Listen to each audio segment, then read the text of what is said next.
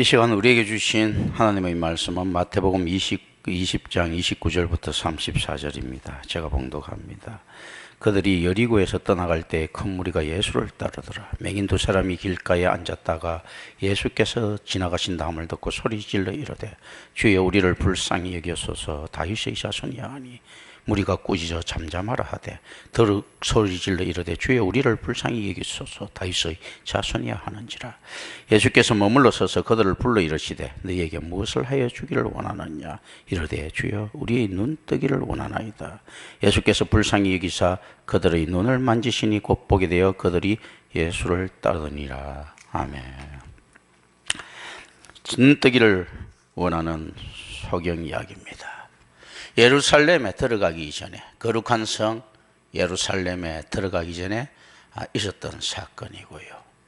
무리들은 자신의 가방을 갖고 당당하게 들어갔을 때 이들은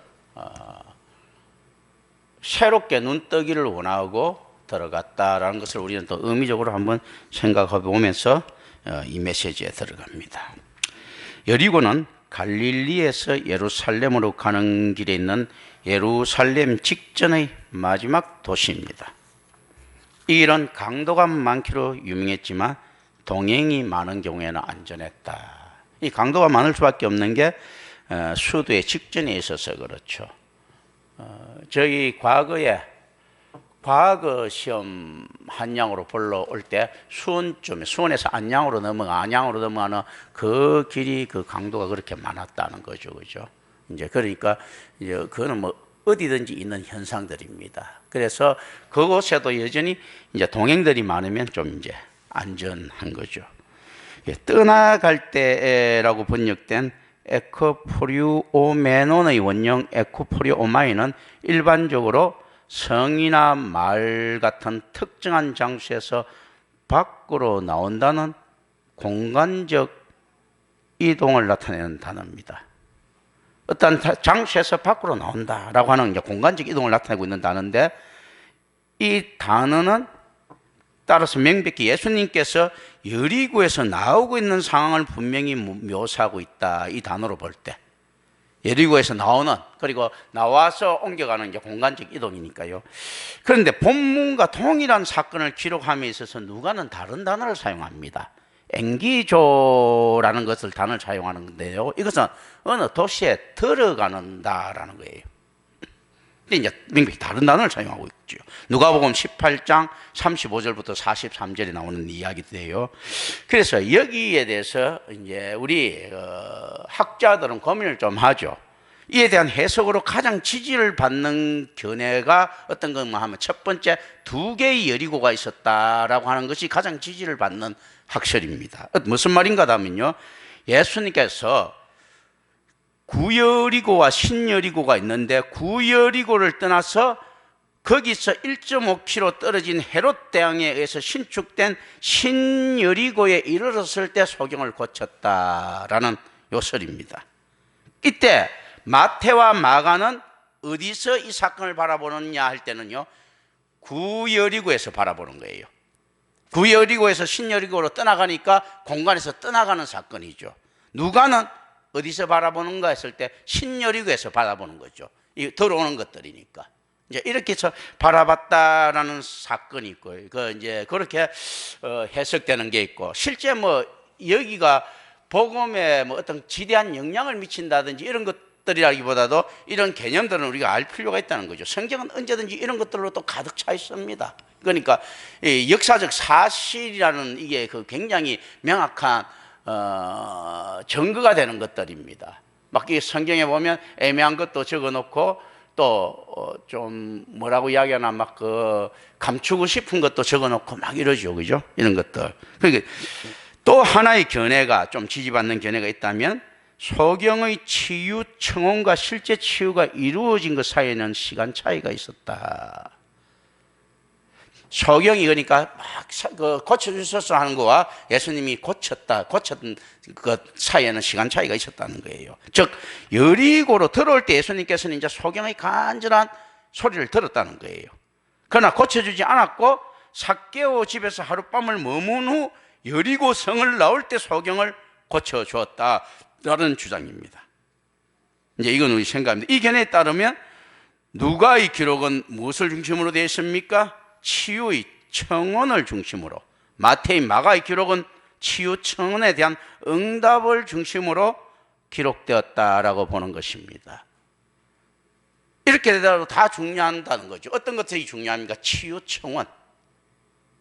누구든지 목마른 자는 내게로 와서 마시라 할 때요, 누가 중요한가 했을 때 마시는 자 중요하지만 목이 말랐다는 자체도 중요하다는 거죠.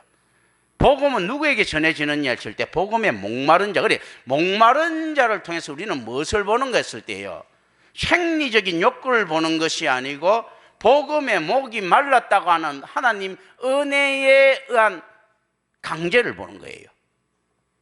갑자기 목이 마른 거예요. 하나님의 은혜에 의해서. 그래서 복음의 물을 마셔야 되는 거예요. 이제 이런 것. 그러니까 청원도 중요하고 치유도 중요하죠. 이제 여기서 이제 전인적으로 일어나는 사건들입니다. 그래서 교회라는 것도 어떻게 이루어지는가 했을 때요, 바라는 것들의 실상으로서의 교회의 모습이 필요하다라는 겁니다. 자기가 목말랐던 자가 여기 오니까 이것이 과연 내가 찾던 그 생수로구나 하는 이 개념들이 필요하다는 거죠. 그래서 교회는 그럼 첫째 누가 들어오느냐 했을 때요, 교회에 들어와서 은혜 받고 구원받을 자들이 아닌 목마름의 은혜를 받은 자가 들어와서 자기의 갈증을 해소시키는, 자기 목마름에 대한 갈증을 해소시키는 근원적인 치유를 하는 것입니다. 목마르지 않은 자를 데리고 들어와서 목마르게 만들어서 물을 주는 것이 아니고요, 목마른 자가 들어와서 그들의 갈증을 해결시켜주는 것. 그렇기 때문에 선지자의 사역이라는 것은 어디에 한정됩니까? 사도의 사역이라는 것이 어디에 한정됩니까? 내 양을 먹이라라는 것이요, 내 양을 만들어라는 말이 아니거든요. 이리가 들어서 양이 된다는 이리가 아니고, 이 이야기가 아니고 이미 양이었던 것이 자기가 양이게끔 알게 해주는 역할인 겁니다. 그렇기 때문에 교회는, 그리고 사역은 항상 겸손해야 된다. 자, 우리 목사님이 능력이 있어서 저 사람을 거듭나게 만들었습니다 하는 사역이 없는 거죠. 거듭날 사람을 확인시켜주는 작업을 하는 것입니다. 그래서 교회는 언제나 양과 이리가 함께 있고, 또 그 중에서도 명백히 이리로 판명되는 곳에서는 무엇이 필요합니까? 출교라고 하는 제도들이 필요하다. 그러나 오늘날 교회에 누가 출교를 시킵니까? 과거에는 출교된 교회는 다른 교회 가지를 못했는데 요즘은 출교된 교회인이 다른 교회 가면 웰컴하고 환영을 하죠, 그죠? 그러니까 하나의 교회라는 것들은 이제 무너져 버렸습니다. 그러나 언제나 아가서에서 이야기하는 대로 포도를 허무는 작은 여우는 어떤 대상입니까? 참고 견디는 대상이 아니고 명백히 작은 여우를 하면 잡아야 될 세상이에요. 작은 여우를 잡아라. 실제 이 여우는 자기가 포도원을 허물고 있다는 사실을 몰랐을 거예요. 이 포도원에서 자기가 즐겁게 놀 수 있는 놀이터라고 생각했겠죠. 그래서 그거는 언제든지 동정의 여지가 있는 거예요. 이 여우가 무슨 잘못이 있나. 자기는 오히려 자기가 좀 더 살기 좋은 터전으로 포도원을 만들고 있었던 부분이 있었는데 할 때 어째 포도원 주인의 입장에서 보면 어떻습니까? 포도원을 허무는 행위죠. 느헤미야의 입장에서 볼 때 산발락 같은 자들은 성을 허무는 행위를 하고 있는 자들이죠. 그런 것들이거든요. 우리 이런 것들을 생각해 볼 필요가 있다. 그래서 실제 교회가 무너졌을 때 허문 여우는요, 사실은 자기가 포도원이라고 하는 귀중한 터전 하나를 잃은 것이 되는데도 그걸 모릅니다. 그런 것들이거든요. 우리가 저거 암에 걸렸다가 없어졌는데 또 언제 생겨도 이상할 건 없지만, 자, 이 암이라고 하는 것도 그렇지 않습니까? 자기가 가장 최적의 환경을, 사람 몸에 자기가 살 수 있는 최적의 환경을 계속 만들고 건설하려고 하다 보면 어떻습니까? 그 사람이 죽으면 암도 같이 죽습니다. 굉장히 어리석은 거죠. 사탄이 교회를 허물고 지가 살아날 수 있을 것 같습니까? 만약에 이 땅에 교회라는 존재를 하나님께서 허락하지 않았을 것 같으면 사탄의 존재는 이미 처음부터 말살됐을 것입니다. 그런 것들이거든요.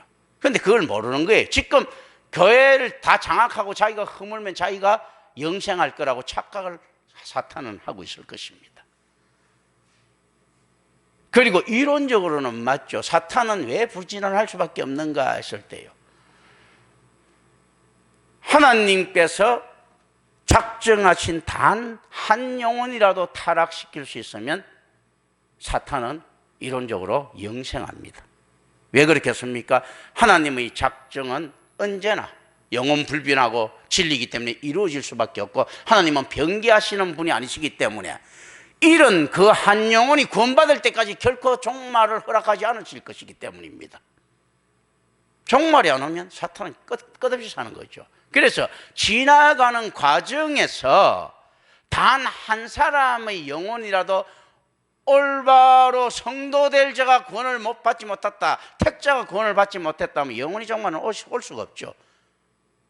그 영혼이 구원받을 때까지 하나님께서는 기다려야 되고 그 시간은 지나가 버렸기 때문에, 그래서 사탄은 맨 마지막 순간까지라도 한 사람의 영혼이라도, 하나님께서 한 사람의 영혼만이라도 지금 자기가 실족시키려고 엄청난 투자를 할 수밖에 없습니다. 온 우주를 걸고라도 자기가 영생하기 위해서. 그렇지 않겠습니까? 그럼 하나님 뜻을, 자기가 이제 하나님이 계획을 망쳐서니까 하나님께서 이제 영원히 종말을 허락할 수가 없는 거죠. 하나님께서는 신실하신 분이기 때문에 그 약속을 분명히 지키실 것이 분명하기 때문입니다. 그래서 성도의 견인은 이런 곳에서 우리가 극복할 수 있는 것이고 구원의 보증은 확실하다라는 것입니다. 이터널 시큐리티라고 하죠. 이게 구원의 보증, 영원한 안전이라고 하죠. 그런데 우리가 알 수는 없어도 구원받을 자, 택자들의 구원은 언제나 하나님의 계획과 하나님의 신실하심 속에서 안전하다라는 것입니다. 이게 또한 옛날에 과거에 그 청교도 신학의 핵심 중에 하나이기도 합니다. 그러면서도 그들은 자신의 행위에 대해서 책임감을 가져야 된다고 하는 좀 펠라기안적인 요소들을 갖다가 좀 내포한 것, 이런 것들이 좀 유감스럽죠. 성도의 구원은 확신하다라는 것도 청교도 신학에서도 개혁신학뿐만 아니고 이제 나오는 이야기들이에요. 그런데 왜 확실한가 했을 때 하나님의 계획이기 때문입니다. 그럼 변개하지 않거든. 이런 것들을 갖다 이제 생각해 볼 필요가 있다. 근데 이때 그러니까 어떻는가 하면 청혼을 했다는 것은 목마른 자라는 이야기죠. 근데 이 목마른 자에서 어떤 것들이 나타납니까? 이리와 양이 또다시 있더라는 거죠. 마태의 기록에서는 2명의 소병이 나왔습니다. 의미적으로는요, 실제 다른 데 보면 1명이 나왔다고 제가 이야기를 했죠. 자, 2명이 나왔는데 이게 2명 중에서 바디메오라고 하는 소경, 이름난 소경이 아마 우리가 상상하건대 그거는 뭐 자기 아버지까지 거론된 거론된 걸 봐서는 뭐 간정 집회로 지금 말하면 하러 다닐 수도 있었고 자기 신앙 고백을 이걸 가지고 하러 다닐 수 있었습니다. 이 친구가 성도가 됐는지 안 됐는지는 불투명하지만 어떤 식으로든 간에 하나님의 나라의 확장을 내서 지 나름대로 엉터리든 진짜든 했을 것이라는 거죠. 하나는 이름도 빛도 없이 그냥 쑥 잠겨버렸을 것이라는 겁니다. 그래서 최소한 이들 중 1명은 가짜든지 그렇지 않으면 2명 다 가짜든지, 은혜 받은 자들 중에서도 언제나 보면 어떻습니까? 교회에서 수용될 자들 중에서도 언제든지 이런 일이 양처럼 보이는 일이들이 있더라는 겁니다. 교회는 이들을 감당하는 곳입니다. 명백히 1위로 판명된 자들은 어떻습니까? 출교 대상이죠. 사랑으로 모든 사람에게 기회를 줘야 되지 않겠습니까? 그런데 그거는 아니에요. 모든 사람은 맞는데, 온족속은 맞는데 이 온족속의 원래 뜻은 목마른 자고요, 그 안에 이 목마른 자는 어떤가 하면 목마른 자처럼 꾸민 교묘한 자들도 포함되어 있는 겁니다. 그거는 우리 능력이 없으니까 사도 바울이 그걸 가지고 판단하지 말아 했으니까 판단 못하고 받아들이는데, 명백히 목도 마르지 않는 것이 보이게 된다면 받아들일 수가 없다. 이들은 그렇기 때문에 무엇을 가지고 흥정을 하려고 합니까? 교회에 필요한 것은 사랑이라는 것이 이걸 갖다 이해를 못하는 겁니다. 그러니까 자기가 이제 이 사랑의 개념, 성도들이 사랑, 내 이웃을 구원시키고 싶어하는 그 사랑이라는 건 모르고 내가 잘 먹고 잘 사는 만몬에 대한 사랑인 줄 알고 교회에 와서 자꾸 그걸 제안합니다. 어이 목사님, 내가 만몬 좀 있는데, 만몬 그리고 어떻게 할 능력이 있는데 이 사랑을 내가 교회에 베풀겠습니다. 내가 그리스도의 할렐루야 은혜를 받았습니다 라고 이야기를 하면서 속일 수 있다고 생각을 하는 겁니다. 그건 명백히 일이죠. 그런데 오늘날 교회는 어떻습니까? 심지어 명백한 일인 줄 보이면서도 그게 달콤해서 텁썩 받아먹습니다. 그리고 이야기를 하죠. 내가 받아먹기는 받아먹는데 니하고 임마 생각은 달라. 그러면서 아유 감사합니다 해놓고 나는 하나님 앞에 올바로 섰으니까 내가 이제 이걸 받아먹는데 니 그리고 니 안에서 하는 뜻 그 어느 정도는 내가 수행해 주겠는데 너무 과하면 나는 안 할 거야 하면서 질질질 끌리다니죠. 만몬의 가치는 교회 안에서 어느 정도 있는 것일 때요, 선지자가 교회의 조그만 기둥 먼지 하나라도 내가 양보해서 바꿀 수 있는 것도 아닙니다. 무슨 그런 가치가 있다고 아유 내가 좋다 만몬인 줄 알면서도 조금은 참는다. 교회에 있는 똥하고도 못 바꿉니다. 교회에서 버려야 되는 똥하고도 못 바꾸는 게 만몬의 가치입니다. 명백히 그게 드러나면. 그럼 만몬 없이 교회는 어떻게 움직입니까? 했을 때 만몬 없이 움직입니다. 어떻게 움직입니까? 재물이 거듭나서 헌금된 것. 죄인이 거듭나서 의인이 되듯이요, 재물이 거듭나서 헌금이 된 성화된 재물들이 이 사회에서 교회를 지탱해 나갑니다. 그건 만몬이 아니죠. 회개한 돈, 회개한 황금입니다. 의미적으로, 그죠? 회개하고 전인적으로 바꿔진 황금이에요. 이런 것들을 우리는 좀 생각할 필요가 있다. 어쨌든 이제 이게 치유, 청혼도 중요하고, 그리고 고침받은 것을 중요합니다. 그런데 이 고침받았다 했을 때 과연 어느 정도 고침받았느냐 했을 때는 참 애매합니다. 교회가 분명히 치유 사역을 감당해야 되는데 과연 그 영혼에 대한 사역에서는 어떤 것들을 우리는 생각해 볼 필요가 있는가 했을 때 예수 그리스도의 말을 우리는 생각해 볼 필요가 있습니다. 예수님께서는 이들은 그저 고쳐주셨죠. 그러면 치유받았다고 하면 근본적으로 뭐까지 치유돼야 됩니까? 정말로 목마른 자였으니까 치유받았으니까 목마른 갈증이 해소돼야 되는데, 만약에 이 둘 중에 한 사람이라도 구원받지 못한 자였을 것 같으면 이 자는 궁극적인 치유가 된 것이 아니죠. 만약에 둘 다 성도가 못 됐을 것 같으면 이 둘은 예수님 뻥친 거지 전혀 치유 안 해주신 거죠. 그죠? 그런데 세상의 눈높이라는 것, 예수님께서 이런 이야기를 하시죠. 너 죄 사함 받았다와 너 병 고침 받는 것 중에 어느 것이 더 크냐, 더 어렵겠느냐, 이렇게 또 예수님이 물을 때, 그러고 난 다음에 답을 내시죠. 죄 사함 받는 것이 훨씬 더 어렵고 더 큰데 네가 이것이 얼마나 큰지 모르니까 병이나 고침 받고 가거라 라고 이야기합니다. 세상에 볼 때 제사함 받았다는 보면 뻥치는지 어떻게 알아? 야, 너 제사함 받았다고 보낸단 말이죠. 그런데 병 고치는 건 확인이 드러나는 것이니까 눈에 보이는 가시적인 것을 믿는다는 것인데요, 병 고치면 세상의 의사나 자연도 할 수 있는 거지만 죄사함의 권세는 누구에게만 있습니까? 하나님께만 있는데, 하나님의 은혜보다도 네한테는 어떻습니까? 육체적인 만몬적인 진행이 더 커 보이더라라는 것. 이때도 예수님께서는 고쳐주신다라는 겁니다. 그 안에서 우리는 무엇을 볼 수 있어야 됩니까? 두렵고 떨리는 마음으로요. 축복받는 것처럼 보이는 악인들의 모습을 볼 수 있어야 됩니다. 소경이 눈을 뜨고 절름발이가 밟고 고침받고 안전뱅이가 일어나고 하는 그러면서도 전혀 구원하고는 관계없는 성도되지 못하는 자들의 치유를 어떻습니까?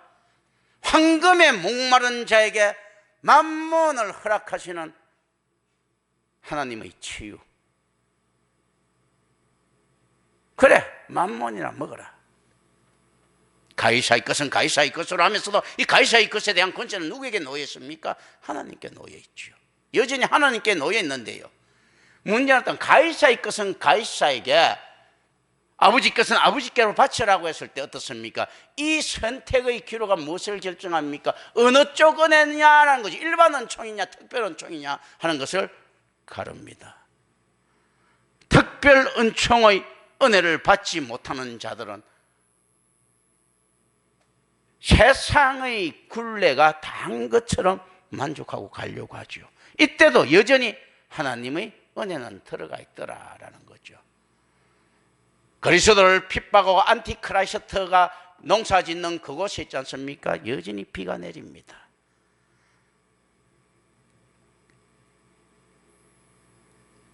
그리고 그곳에 애들을 갖다가 그 안티크라이스트 애들이 있는 집에 어떻습니까? 그 애들이 공부도 잘하고 이렇게 할 수 있습니다. 그럼 이것이 은총입니까? 했을 때 은혜죠. 은혜의 보편성. 은혜는 모든 것이, 하나님의 은혜는 모든 것이 임한다. 왜냐하면 하나님의 은혜가 임하지 않으면 어떤 놈도 살 수 없습니까? 사탄도 살 수 없어요. 마귀 새끼도 하나님의 은혜를 받아 사는 거예요. 그러나 구원의 특수성, 일반 은총을 알 수 있는 귀가 열리지 않으면 구원은 어느 누구에게도 임할 수 없습니다. 누가 전도를 해도 안 됩니까? 인자이신 예수님이 전도를 해도 안 됩니다.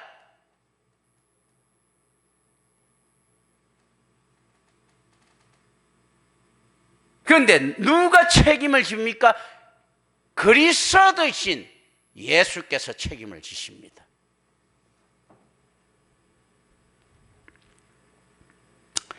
어쨌든 이 두 개의 여리고 성이든 또 시간 차이가 있었다는 견해든 어떤 견해가 더 신빙성이 있는지 단언하기는 어렵습니다. 그러나 이 같은 공감보감서의 미묘한 상이점이 오히려 사건 자체의 실제성에 대한 역사성을 확고하게 하고 있습니다.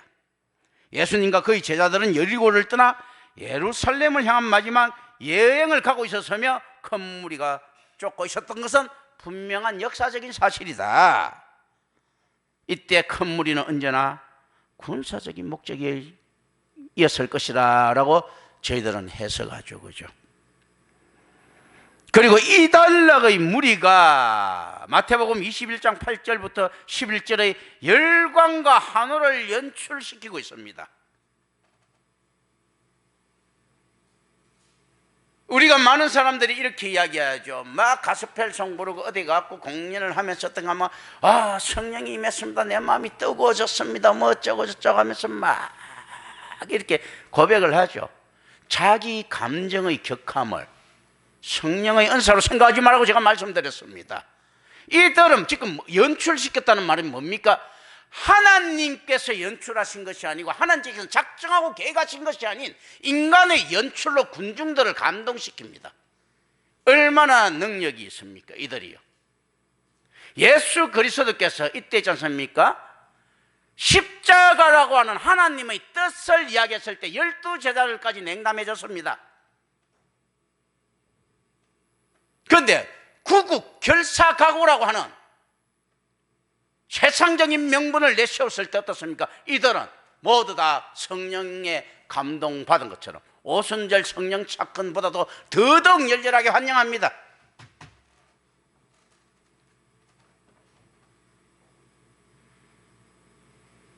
성령을 받았다고 오늘날 7월 발광을 떠는 많은 무리들이 있죠. 전혀 그들의 삶은 변함이 없고 젊은 애들끼리 모여서 막 가스펠송을 부르면서 환호하면서요. 처음에는 그들이 어떤 목적으로 왔을까라는 것이 의심스러울 정도로, 그리고 실제로 가스펠송 좋아한다는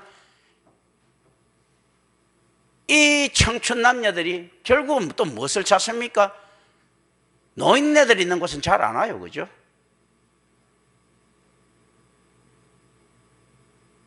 자기처럼 젊음이 열기가 있는 곳들 갖다가 이렇게 또 찾아가죠.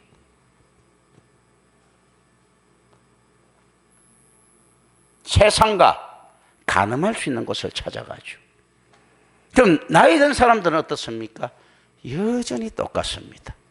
자기 얼굴을 낼 수 있다든지, 그렇지 않으면 또 다른 교제가 이루어지는 것을 찾을 수 있다든지, 그렇지 않으면 좀 더 신선한 젊음을 느끼고 싶다든지, 이렇게 하는 세상의 가늠을 향해서 집중되어 있습니다. 그리고 오늘날 교회라고 부르는 이 허상적인 발람의 괴들은 어떻게 이야기하면 이런 것들을 다 부추기고 있습니다.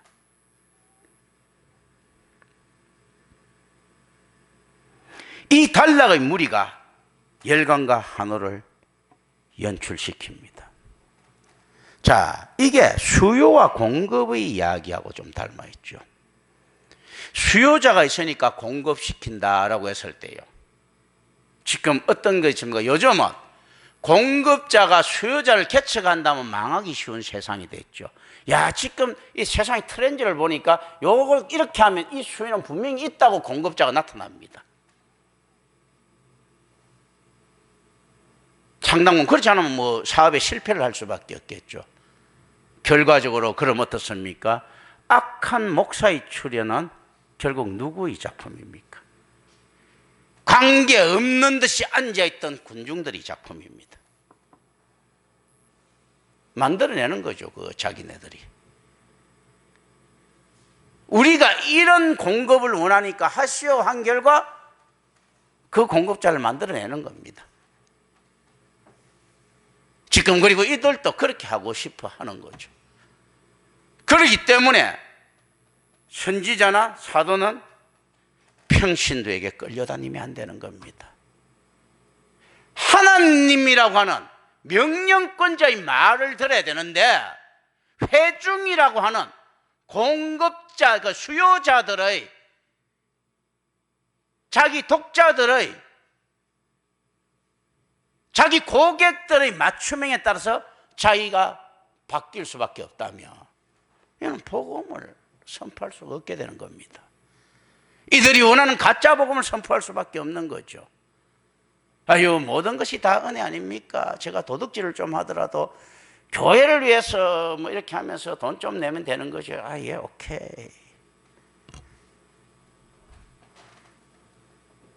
근데 교회를 위하는 개념들이 다른 거죠. 교회 뭐 복음이 무슨 필요합니까? 아멘 하면 다 구원받는데요 하는 남아미 타불 하는 거 하나 만들어내고, 절에 가서 불공 드리는 거나 예수라고 하는 우상을 섬기는 거나 뭐가 다릅니까? 여호와라고 하는, 야훼라고 하는 우상을 하나 갖다 놓고 섬기는 것, 예수라고 하는 우상을 섬기는 것, 이거 뭐 그 이름만 부르면 되는 것 아닙니까? 산신령이 예수든 우라 노인이 예수든 무슨 상관이 있느냐? 우리 애 결혼 잘하려고 하면 우라 노인 하나님이 필요하죠.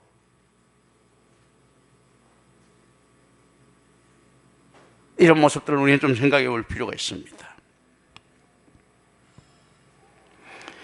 예수님의 예루살렘 도착과 예루살렘에서 확실히 있을 로마 군인과 예수님의 직면에 대한 이 무리들의 간절한 기대는 우리가 상상하기 어렵지 않습니다. 이제 로마 군인들하고 예수님과 함께 부딪혔을 때 아마 이런 생각들을, 시각을 받아봤을 거예요. 과연 예수가 어떻게 할 것인가?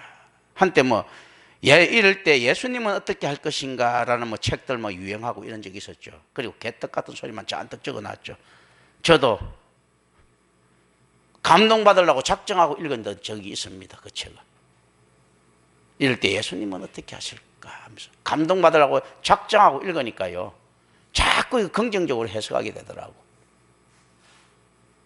그렇게 되더라고요. 이럴 때 예수님은 어떻게 하실 것인가. 그리고 응답받는 기도 뭐 해갖고 뭡니까 자기 일생에 얼마나 응답받았다고. 내가 그 이제 이름도 지금 생각 안 나네. 그런 이야기들. 한참 그때 저도 20대 때 그런 잡다한 부적들 수도 없이 읽었죠, 저도. 이 무리들은 예수님께서 이제 쳐다보면서 이럴 때 예수님은 어떻게 하실 것인가라는 걸 이제 쳐다보죠. 그러면서 어떨 때 따릅니까? 예수님께서 로마 군인들 갖다가 길을 붙여주시고, 아이고, 대적하지 마라, 이렇게 했을 때, 우리 주님께서 이렇게 하시니까 우리도 이렇게 따라가겠습니다 하고 따라간 것이 아니고, 이럴 때 우리 예수님께서는 어떻게 하실까 하고 그 로마 군인들하고 부딪혔을 때요, 온 무리가 그때 없었어도 전부 다 귀 기울이고 눈을 똑바로 뜨고 쳐다보고 있었을 건데, 어떤 식으로 움직입니까? 이스라엘 생각하고 전혀 다르게 움직였거든. 그럼 어떻게 이야기합니까? 예수는 개뿔. 이렇게 되죠. 자기 뜻대로 움직이면, 우리 주님께서 이렇게 하셨는데 우리도 따라합시다 라고 이야기하지. 이 메시아가 이렇게 하시는데 따라합시다 했는데, 가만 보면 예수님께서 십자가에 달리려고 하거든요. 그럼 어떻습니까? 저 미친놈. 해석이 달라지는 거죠. 이게 뭐야, 이게. 아니, 우리가 커스터머인데, 우리가 참 우수 고객들인데, 이 고객들을 그걸 갖다가 무시하는 백화점 사장이 있어, 저 나쁜 놈. 오늘 교회에서 이렇게 이야기하죠. 그렇게 하면 교회 망합니다. 목사님 그런 식으로 목회하면 망합니다 라고 이야기하죠. 그렇게 하면 사람들이 안 와요 라고 이야기하죠. 복음이 선포되는 것은 뒷전이고 사람이 안 옵니다 라고 이야기를 하죠. 예수님께서 어떻습니까? 이들의 뜻과 나중에 우리가 알게 되겠지만 전혀 다르게 하니까 어떻습니까? 그냥 지나가는 법도 없어. 죽여라 하지. 저거 우리말 안 들으니까 저건 싸다 하죠. 예수님이 자기한테 무슨 손해되는 짓을 했기에. 자기가 원하는 명품 가방 안 나눴으니까 죽여라 하는 거하고 뭐가 다릅니까? 이게 일단은 29절까지 이야기들이죠. 그리고 30절이 시작됩니다. 개역 성경에는 번역되지 않았습니다. 그러나 이두가 이제 자주 생략되고 있어요. 이거 이제 사실 보라라고 하는 뜻이 많은데요. 이제부터 전개될 이야기에 독자들이 관심을 집중시키고 있습니다. 이게 생략하는 이유들도 있습니다. 이게 왜 생략을 하는가 하면, 이 생략을 할 때마다 마태복음이나 이렇게 자주 나오니까요, 이거는 목사가 알아서 찾아서 이야기를 해줘야 돼요. 이두가 생략되었다고. 우리 교회 자주 이야기하지 않습니까? 이두 생략되었습니다. 그럼 이걸 이야기를 해줘야 돼요. 당연히 이 정도는 알고 이야기를 해줘야 되지 않겠느냐는데, 이런 것도 모르는 것들도 많죠. 이런 기초적인 것들도. 자, 이두 보라라고 하는데, 이제 이게 집중을 딱 시키는, 자, 보라, 이두 하면서 쫙, 이제 사람들, 지금 이거 초대교회 사람들 집중, 그리고 청중들이 시선을 집중시키는 겁니다. 두 소경은 길가에 앉아 있었다. 아마도 이 장소는 예루살렘 성으로 가는 서쪽 입구 근처였을 것입니다.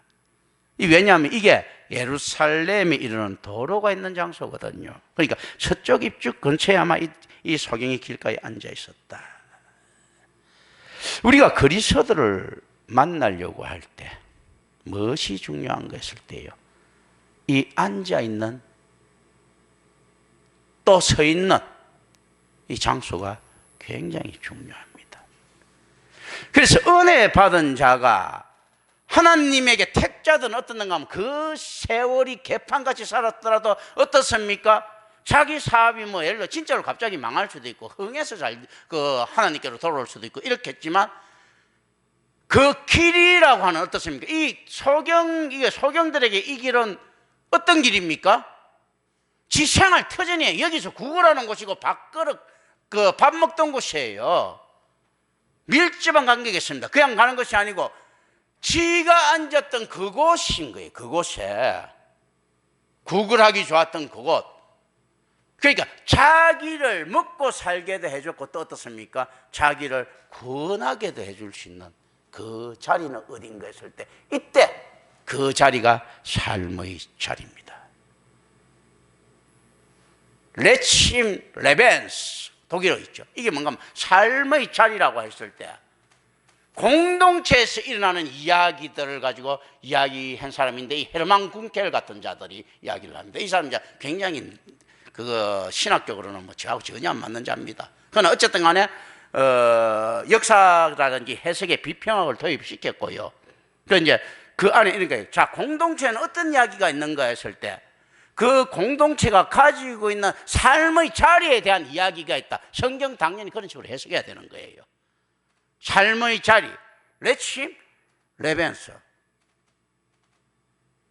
김상희 장로님 그 독일 전문했는데 맞습니까? 딱 그 고사 삶의 자리라고 하는데 이거는 이제 보다 더 사상적인 의미죠. 사상적인 의미. 이 굉장히 중요한 철학적 용어들로 사용하고 있는 것들입니다. 그렇기 때문에 제가 사실 뭐 제 설교할 때 다른 거 이런 거 준비를 안 하지 않습니까? 제가 언제나 상식적으로도 생각할 수 있을 정도로 유명한 말들이에요. 뭐 물론 여기는 살짝 제 자랑도 들어가 있는 거죠. 내가 뭐 이런 거는 그냥 뭐 상식적으로 다 뭐 그냥 언제나 알고 있다 이런 것도 있지 않습니까? 요거 지금 자랑도 좀 하는 겁니다.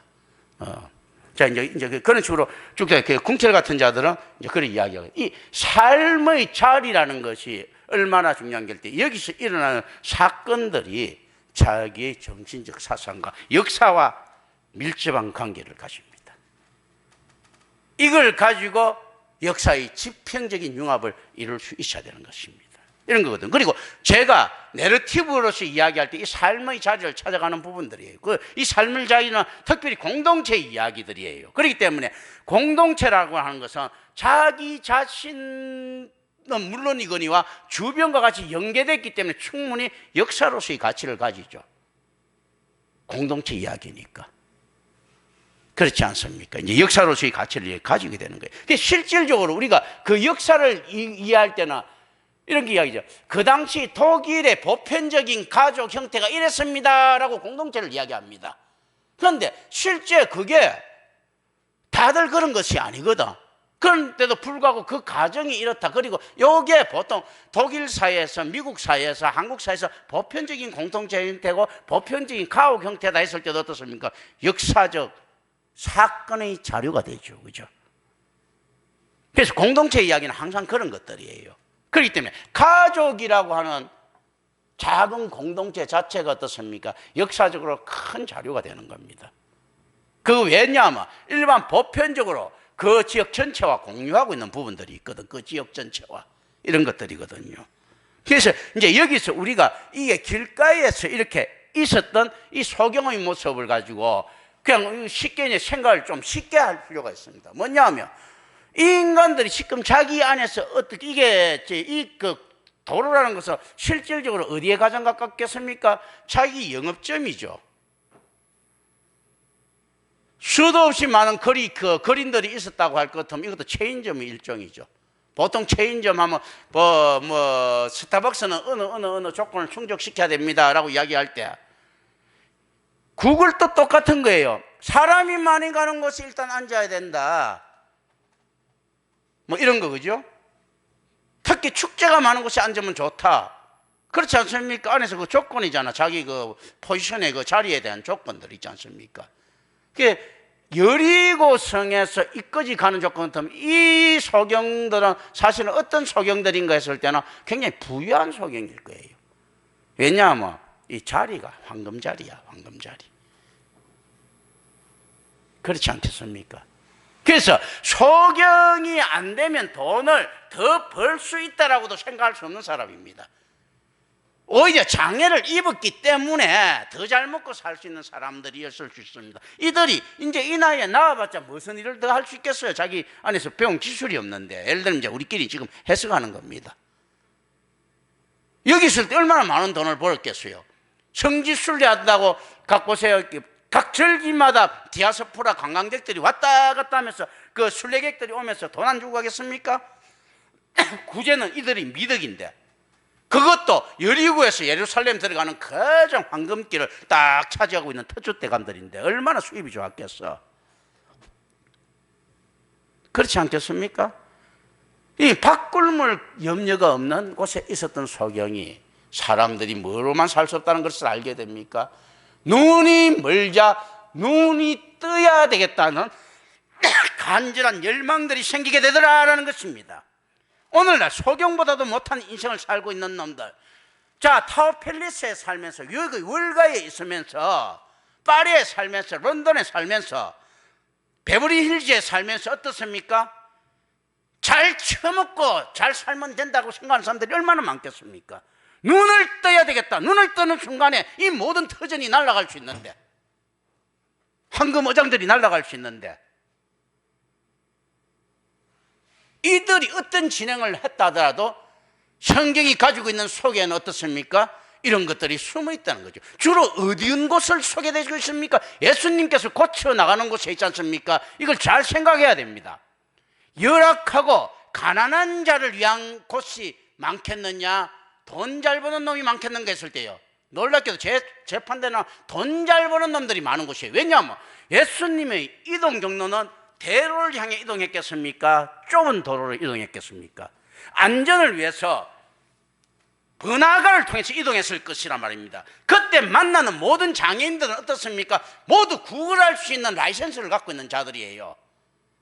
장애인들은 전부 다 국가 공인 있지 않습니까? 구걸 라이센스를 갖고 있는 자들이에요. 그러니까 심지어 어떤 놈가 유대 사회가 이때가 빈익빈 부익부가 심해졌을 때 있지 않습니까? 웃기는 것들, 이런 것들이죠. 자기도 못 먹고 살면서도요, 자기보다 더 잘 사는 소경 안전뱅이한테는 돈을 주던 이 시기단 말입니다. 과거 우리가 그렇지 않습니까? 자, 저거 어디 있습니까? 달동네에 살면서 그것도 전세 단위 사골세에 사는 사람들, 그렇지 않으면 또 월세로 사는 사람들, 뭐 3개월 월세 사는 사람들이 비가 좀 안 오면 걱정하지요. 지보다 훨씬 돈 많고 땅 많이 가진 농부들 걱정하고 앉아 있었죠. 아유, 이거 농사가 잘 돼야 되는데. 그리고 또 주제넘은 걱정하죠. 어떤 겁니까? 미국 쌀 막아야 되는데 농부들이 못 사는데, 그러면서 어떻습니까? 비싼 돈 주고 그 빈민촌에 사는 사람들이 외국보다 훨씬 비싼 돈 주고 한국산 한국 고기 사 먹으면서 이렇게 하죠. 아유, 수익 개방되면 안 돼. 그 사람한테는 돼야 되는데 지보다 훨씬 잘 사는 자들을 걱정하는 이상한 아이러니를 연출하고 있죠. 이때도 마찬가지예요. 지보다 훨씬 잘 사는 소경과 안전뱅이를 도와주는 이런 시기였을 것이다. 특히 여리고에 가는 이거는 뭐 준재벌 아니겠습니까? 우리 한때는 구두 닦는 그 큰 어디야 저 건물 이런데 프리미엄 한 20년 전에도 한 1억 몇천씩 붙고 이렇게 했지 않습니까? 그거보다 훨씬 더 좋은 직업이잖아. 그러나 이들의 이 좋은 직업이 눈 뜨는 것하고는 바꿀 수 없다라는 개념들이 들어가 있다는 거죠. 오늘날 강남이든 어디든 부촌에 살든 어디에 살든 사람이라도 있지 않습니까? 그 사람들이 야, 너 영적인 진리를 깨닫는 대신에 그 자리에서 내려오면 내려올 놈 하나도 거의 없는 거예요. 거의. 그런데 이 당시에는 어떻습니까? 자기가 배고프더라도 조금 더 인간답게 살겠다는 사람들이 많이 있었던 시기. 이건 영적으로 옮기면 어떻게 됩니까? 내가 이 땅에서 무기력한 인생을 사는 한이 있더라도, 그리고 이 땅에서 손해보는 삶을 사는 한이 있더라도 그거는 반드시 받아야 되겠다. 내가 지금 영적 장애인데 영적 장애는 치유해야겠다. 영적 장애를 치유하는 가운데 무엇이 생깁니까? 사랑이 생길 것 아니에요. 카리타스의 사랑이 생기면 자기가 있는 재산들이 손상되게 돼 있는 거예요. 어쩔 수 없이 세상에 뺏기게 돼 있잖아. 베풀어야 되니까, 섬겨야 되니까 이걸 하더라도. 그러니까 이게 두 개는 없는 겁니다. 영적으로 치유받으면요, 세상으로서는 어쨌든 간에 손해를 보게 돼 있는 거예요. 지금 이 소경도 전부 다 고침받은 자들이 이익받는다고 생각하면 안 됩니다. 이들은 어떻습니까? 한 기업이 사장인데 이 기업을 포기하면서까지 자기 눈을 고치고 싶어 하는 거예요. 이 소경만큼 잘 사는 사람 유대 사회에 아마 찾아볼래도 잘 없을 겁니다. 가장 황금지대에 수없이 많은 순례자들이 가는 길에 깡통 하나만 딱 펴놓고 있으면 그냥 먹고 사는데 지장 없는 기업가예요. 그죠? 이 개념들, 나보다 못하고 열등한 자들이 예수께 구걸한 것이 아니고요, 이 땅으로 보면 성공한 사업가들이 지금 구걸하고 있는 겁니다. 누구 어떤 구걸요? 그 눈뜨기를 구걸하고 있고, 이들이 그런데 소경으로서 구걸하고 있는 자는 이거 구걸 아니에요. 사업이에요, 사업. 구걸이라는 것은요, 장발장이 배가 고파서 빵을 내놔놨을 때 구걸인데, 이들은 저축하고 있었을 인생이 분명한데 이게 어떻게 구걸이 될 수 있습니까? 또 다른 비즈니스죠. 모든 사람들이 가서 사내들인 공회에 가서 아유 저희 여기 좀 납품 좀 합시다 하고 고개 숙이는 거나, 길가에 가면서 도와주십시오 하고 고개 숙이는 거나, 뭐 큰 차이가 있는데 훨씬 이게 더 쉽지 않습니까? 위험 부담도 적고, 권력층에게 구걸하다 보면 나중에 같이 권력층 잘릴 때 같이 잘릴 수도 있는데, 이거는 뭐 철밥통 아닙니까? 이런 안정된 사업을 뒤로 하고 예수께 외치는 개념들을 우리는 좀 생각할 필요가 있습니다. 오늘 뭐 여기까지 해야 되겠네요. 다음에 이제 이 30절은 또 다음에 해야 되겠습니다. 기도합니다. 은혜로우신 아버지 하나님 감사합니다. 우리 주 예수 그리스도 이름으로 기도드립니다. 아멘.